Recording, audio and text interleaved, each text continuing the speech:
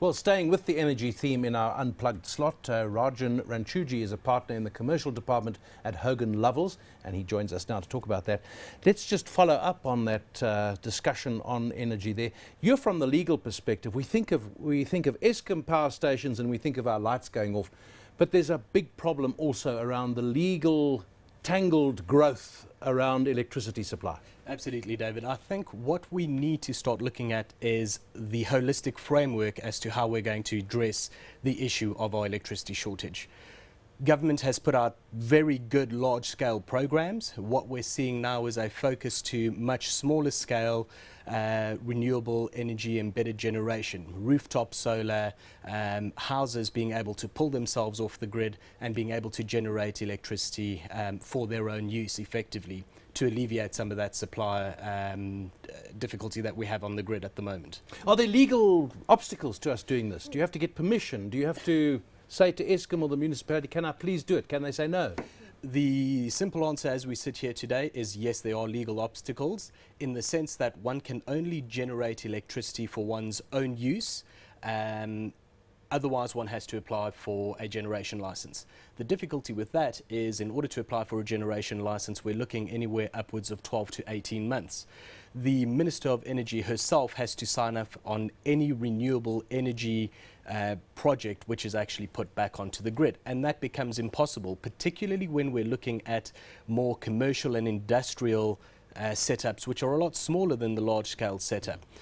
The real challenge comes in is in the Electricity Regulations Act, where we see the provision that you can only generate for own use. And what that means is we have got power producers who are prepared to spend the capital, put facilities up on rooftops and have suppliers and buyers purchase the electricity from them. But because of the regulatory framework that we currently sit in, that cannot be done.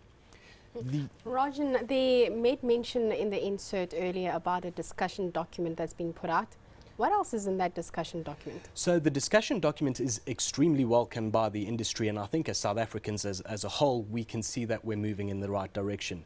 NERSA had put out the discussion document on small-scale embedded generation for renewable energy that would be able to be used on commercial rooftop areas as well as just carports, any sort of generation that you'd be able to use on a much smaller scale.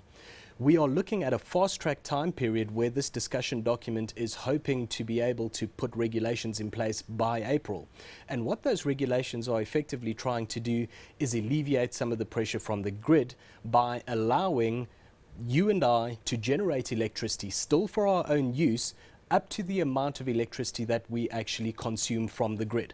So we're not actually at this point putting any electricity back onto the grid, which is a bit of a pity because we would like to see generation coming from individual users. But what we are seeing is you reducing your reliance on the grid to the extent that you are actually drawing any electricity off the grid. So we're in a net metering position where you could be energy neutral. What we'd like to see is where we could actually go positive in putting more electricity and exporting onto the grid itself.